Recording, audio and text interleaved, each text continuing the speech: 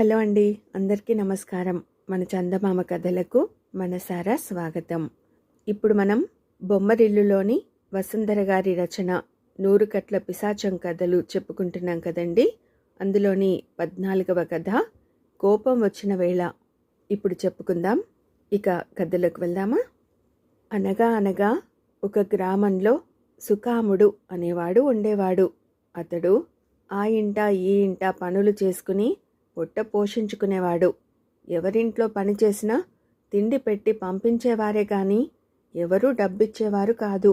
డబ్బైతే నిలవేసుకోవచ్చు, తిండైతే ఏ రోజుది ఆ రోజే అరిగిపోతుంది. ఇలా ఎన్నాళ్ళు. కొంతకాలానికి సుకాముడికి ఆ జీవితం మీద విరక్తి పుట్టింది. అతడు గ్రామం వదిలిపెట్టి బాహ్య ప్రపంచంలోకి బయలుదేరాడు. ఓ అరణ్య మార్గాన పడి ఎంతో దూరం నడిచాడు. అలసిపోయినప్పుడు చెట్ల నీడన విశ్రమించేవాడు. దొరికినప్పుడు ఫలాలు ఆరగించేవాడు. అలా ప్రయాణిస్తూ అరణ్యాన్ని దాటుకుని ధర్మవరం అనే గ్రామం చేరుకున్నాడు. ధర్మవరం ఊరు పొల్లిమేరల్లో సుకాముడికి ఓ ముసలివాడు ఎదురయ్యాడు. అతడు ఆ ముసలివాడిని పలకరించి తన గురించి చెప్పుకున్నాడు. తాను ఆ గ్రామానికి వచ్చిన పనేమిటో వివరంగా చెప్పాడు. అయితే ప్రసన్నుడి ఇంటికి వెళ్ళు బాబూ, వచ్చిన పని తప్పకుండా అవుతుంది అంటూ దారి చూపించాడు ముసలివాడు. సుకాముడు ప్రసన్నుడి ఇల్లు చేరుకుని తనకు పని కావాలని అడిగాడు. నా పొలంలో పాలేరుగా పని చేస్తావా? నీకు నెలకు 10 వెండి కాసులు ఇస్తాను అన్నాడు ప్రసన్నుడు.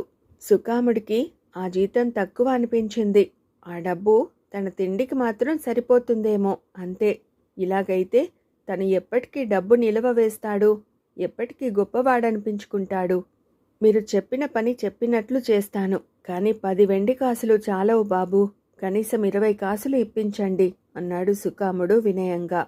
ప్రసన్నుడు అదోలా నవ్వి, 20 ఏం కర్మ, ఆ అనిగ్రహుడి వద్దకు వెళ్ళావంటే నెలకు 50 వెండి కాసులు ఇస్తాడు. నీకు మాత్రం బాగా పనిచేసే ఓర్పు ఉండాలి అన్నాడు. సుకాముడికి తన ఓర్పు మీద బాగా నమ్మకముంది. ఇదివరకు గ్రామంలో వాళ్ళందరూ ఓర్పులో కర్ణుడంతటి వాడని సుకాముణ్ణి మెచ్చుకునేవారు. అందుకని అతడు అనిగ్రహుడి వద్దకు వెళ్ళి నెలకు 50 వెండి కాసుల చొప్పున సంపాదించి త్వరగా గొప్పవాడు కావాలని అనుకున్నాడు. ప్రసన్నుడి వద్ద వివరాలు అడిగి తెలుసుకుని అనుగ్రహుడి ఇంటికి వెళ్ళాడు సుకాముడు. అనిగ్రహుడు సుకాముడు చెప్పింది విని, నాకు పనివాడి అవసరం ఉన్నది. అయితే నాకెప్పుడు కోపం ముక్కు మీదుంటుంది. కోపం ఎప్పుడొస్తుందో నాకే తెలియదు. వచ్చినప్పుడు ఎలా ప్రవర్తిస్తానో కూడా తెలియదు. ముందే చెబుతున్నాను, నా కోపాన్ని భరించగలననే నమ్మకం ఉంటే ఈరోజే పనిలో చేరు అన్నాడు. సుకాముడు ఎక్కువ ఆలోచించలేదు. పనిలో చేరుతానని వెంటనే చెప్పాడు. ఇలా చాలామంది చెప్పారు, కానీ అంతా మధ్యలోనే మానేసి వెళ్ళిపోయారు. అందుకని ఇప్పుడు కొత్త పని వాళ్ళ కోసం కొత్త షరతు పెట్టాను. పనిలో చేరాక ఒక్కరోజు కూడా మానకుండా వరుసగా 1 నెల రోజులు నా దగ్గర పని చేయాలి. అప్పుడే 50 వెండి కాసులు ఇస్తాను. ఇంచుమించు నెలంతా పనిచేసి చివరి ఒక్కరోజు మానుకున్నావనుకో, అప్పుడు నీకు జీతం కింద 1 కాసు కూడా ఇవ్వను, తెలిసిందా అన్నాడు అనిగ్రహుడు నిక్కచ్చిగా. సుకాముడు ఆ షరతుకు కూడా అంగీకరించి పనిలో చేరాడు. అనిగ్రహుడు చెప్పిన పనులు కష్టంగా ఉండేవి కాదు, కానీ అతడికి చాలా త్వరగా కోపం వచ్చేసేది. అతడి కోపం భరించడం మాత్రం నిజంగా కష్టమే. మొదటి రోజు అనిగ్రహుడు సుకాముడిని ఇల్లు ఊడవమని చెప్పాడు. సుకాముడు అలాగే చేశాడు. అప్పుడు అనిగ్రహుడు ఇల్లంతా వెదికి ఓ గదిలో ఓ మూలగా చిన్న తల వెంట్రుక పట్టుకున్నాడు. వెంటనే అతడు సుకాముడిని చావబాది వీధిలోకి గెంటేశాడు. సుకాముడు పల్లెత్తు మాటైనా అనలేదు. అతడు ఆ ఇంటి అరుగు మీదే కూర్చుని చాలాసేపు ఏడ్చాడు. అనిగ్రహుడి ఇంటి ఎదురుగా ఉన్న ఇంటిలో సులభుడనే ధనవంతుడు ఉంటున్నాడు. అతడు ఏడుస్తున్న సుకాముడిని చూసి జాలిపడి సైగ చేసి తన ఇంటికి పిలిచి ఏం జరిగిందని అడిగాడు. సుకాముడు అతడికి జరిగిందంతా చెప్పాడు. అప్పుడు సులభుడు, అనిగ్రహుడికి కోపం ఎప్పుడు ముక్కు మీదే ఉంటుంది. అందువల్ల అతడికి ఏదో సమయంలో రోజు కోపం వస్తూనే ఉంటుంది. కోపం నాకు ఉంది, కానీ అది నెలకొక్కసారి మాత్రమే వస్తుంది. నీ దురదృష్టం కొద్దీ ఆ ఇంట పనిలో చేరావు అని నిట్టూర్చాడు. ఆ తర్వాత కాసేపటికి అనిగ్రహుడికి కోపం తగ్గింది. అతడు సుకాముడిని పిలిచి, నువ్వు తప్పు చేస్తేనే నాకు కోపం వస్తుంది, లేని పక్షంలో నా అంతటి మంచివాడు లేడు అని అతడికి ఓదార్పు మాటలు చెప్పి మంచి భోజనం కూడా పెట్టించాడు. కాసేపటికి సుకాముడు ఆ రోజు జరిగినదంతా మరచిపోయాడు. మరునాడు సుకాముడు అనిగ్రహుడి మంచం మీద పక్క వేశాడు. అనిగ్రహుడు వచ్చి చూస్తే దుప్పటి కాస్త ఎగుడు దిగుడుగా వచ్చినట్లుంది. అతడికి చెప్పలేనంత కోపం వచ్చింది. అంతే, సుకాముడి చేత లెక్క పెట్టి 116 గుంజీలు తీయించాడు. శిక్ష పూర్తయ్యేసరికి సుకాముడికి కాళ్ళు విరిగినట్టనిపించింది. ఏడుస్తూనే కష్టపడి వీధి అరుగు మీదకి చేరి ఏడుస్తూ కూర్చున్నాడు. మళ్ళీ ఎదురింటి సులభుడు అతన్ని పలకరించి జరిగింది అడిగి తెలుసుకుని జాలిపడ్డాడు. కాసేపటికి అనిగ్రహుడు సుకాముడిని లోపలికి పిలిచి మంచి మాటలతో ఓదార్చి రుచికరమైన భోజనం పెట్టించాడు. సుకాముడికి అనిగ్రహుడి ఇంట పనిచేయడం కష్టమే అనిపించింది. అతడు సుకాముడిని రోజుకో రకంగా హింసిస్తున్నాడు. ఒకరోజున గోడ కుర్చీ వేయించాడు, ఇంకో రోజు ఎండలో నిలబెట్టాడు, మరో రోజు పశువుల శాలలో పేడ కుప్పల మధ్య విస్తరి వేయించి భోజనం పెట్టించాడు. ఆ మరురోజు అదే పనిగా కాలితో తన్నాడు. ప్రతిరోజు సులభుడు ఈ విశేషాలన్నీ తెలుసుకుని సుకాముడి మీద జాలిపడుతూ ఉండేవాడు.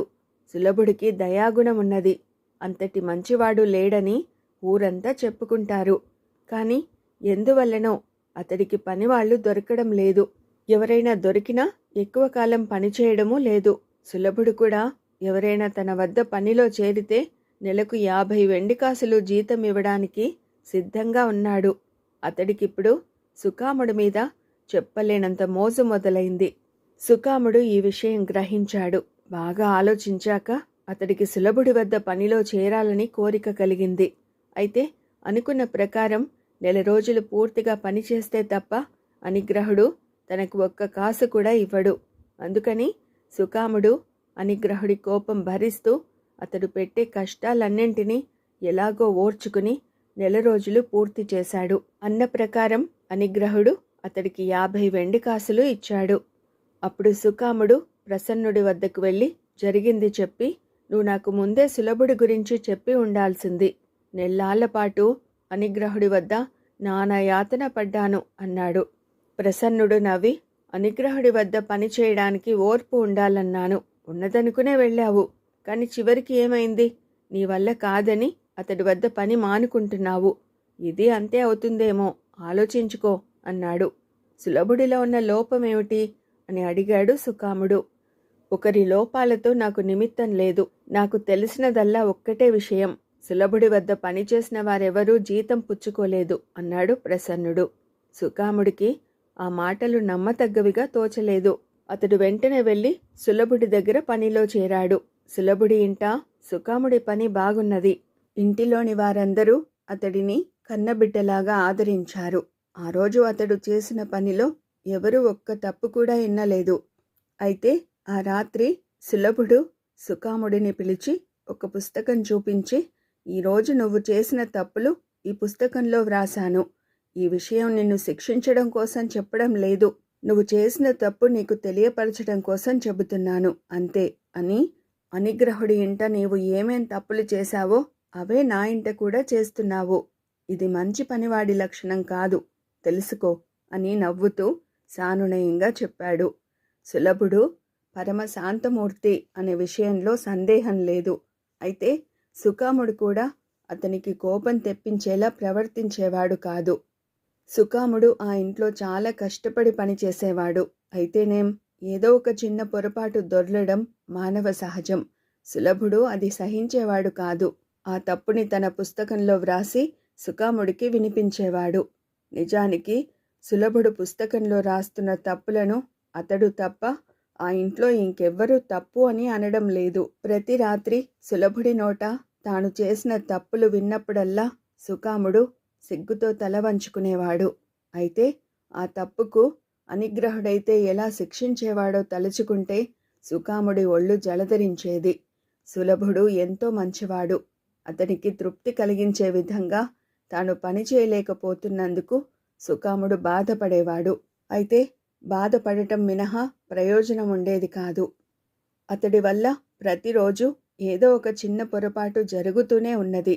మొత్తం మీద సుకాముడు సులభుడి ఇంట నెల రోజులు పూర్తి చేశాడు. అక్కడ అతడికి ఆ నెల రోజులు క్షణాల్లా గడిచిపోయాయి.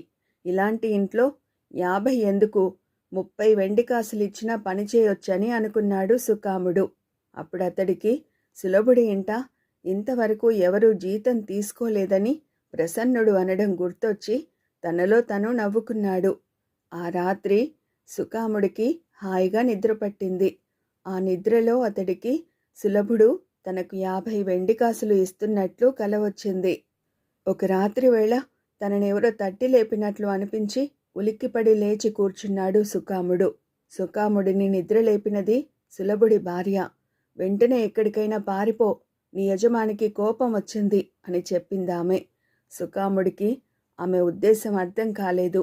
నా యజమానికి కోపం వస్తే నేను పారిపోవడం ఎందుకమ్మా అన్నాడు ఆశ్చర్యంగా. నెల రోజుల పాటు విడవకుండా ప్రతిరోజు ఏదో ఒక తప్పు నీ వల్ల జరిగింది. అలా జరిగినప్పుడు జీతం ఇచ్చే రోజున ఆయనకు కోపం వస్తుంది. కోపం వస్తే ఆయన ఇచ్చే శిక్ష చాలా కఠినంగా ఉంటుంది. అందుకే పారిపోమంటున్నాను అన్నది ఆమె. మీ ఎదురింటి అనుగ్రహుడు నెల పొడుగునా కఠిన శిక్షలు వేస్తుంటేనే భరించాను. మీ భర్త ఎంతో మంచివాడు. ఆయన విధించే శిక్షను ఒక్కరోజంటే ఒక్కరోజు భరించలేనా అన్నాడు సుకాముడు నిర్లక్ష్యంగా. ఓరి వెర్రివాడా, అనుగ్రహుడు నిన్ను ఏ ఏ తప్పులకు ఏ విధంగా హింసించేవాడో నా భర్త నిన్నే అడిగి తెలుసుకున్నాడు. తెల్లవారితే నీ వల్ల జరిగిన తప్పులన్నింటికీ అన్ని శిక్షలు ఒక్క రోజులో అనుభవించాల్సి ఉంటుంది. మరి నీలో అంత ఓర్పు ఉన్నదా అని అడిగింది సులభుడి భార్య. సుకాముడికి ఒళ్ళు జలధరించింది. జీతం సంగతి దేవుడెరుగు అనుకుని అక్కడి నుంచి ఒక్క పరుగున ప్రసన్నుడి ఇల్లు చేరుకున్నాడు. నీవు వస్తావని నాకు తెలుసు. నా వద్దకు వచ్చిన వాళ్ళందరూ వ్యవసాయ పనుల్లో మెలకువలు నేర్చుకుని ఆ తర్వాత స్వంతంగా వ్యవసాయం చేసుకుంటామని ఈ ఊరు వదిలి వెళ్ళి బాగుపడ్డారు. నేను మాత్రం నెలకు 10 వెండి కాసులకు మించి జీతం ఇచ్చుకోలేను. ఇష్టమైతే ఈరోజే నా వద్ద పనిలో చేరు అన్నాడు ప్రసన్నుడు. సుకాముడి కళ్ళు తెరుచుకున్నాయి. అతడిక ఏమాత్రం అత్యాశకు పోకుండా వెంటనే ప్రసన్నుడి వద్ద పనిలో చేరాడు. 1 సంవత్సరం పాటు అక్కడ పనిచేసి వ్యవసాయంలో మెలకువలన్నీ నేర్చుకున్నాడు. ప్రసన్నుడు చెప్పినట్లే క్రమంగా వృద్ధిలోకి వచ్చాడు సుకాముడు. ఈ కథ వింటూనే మహారాణి నిట్టూర్చి, ఆహా వినయశీల, చాలా గొప్ప కథ చెప్పావు. కొంతమంది తప్పులకు శిక్ష అనే పేరుతో హింసిస్తారు. కొంతమంది వినోద ప్రదర్శనల పేరుతో హింసిస్తారు. కానీ ఎంత డబ్బిచ్చినా సరే హింసించే మనుషుల్ని పనివాళ్ళు కూడా వెలివేస్తారని చెప్పే నీ కథ నాలో గొప్ప ఆలోచనలు రేకెత్తిస్తున్నది. నీకు నా ధన్యవాదాలు అని మనసులో మెచ్చుకున్నది. తన ఆలోచనలు ఎలా ఉన్నప్పటికీ మహారాణికి కథ బాగా నచ్చింది. ఆమె కథని మెచ్చుకోగానే వినయశీలుణ్ణి ఆవహించిన 100 కట్ల పిశాచానికి మరో కట్టు విడిపోయింది. మర్నాడు వినోద ప్రదర్శనకు ముందు యథాప్రకారం కథ వినడానికి మళ్ళీ వచ్చింది మహారాణి. వినయశీలుణ్ణి ఆవహించి ఉన్న పిశాచం మరో కథ చెప్పడం ప్రారంభించింది.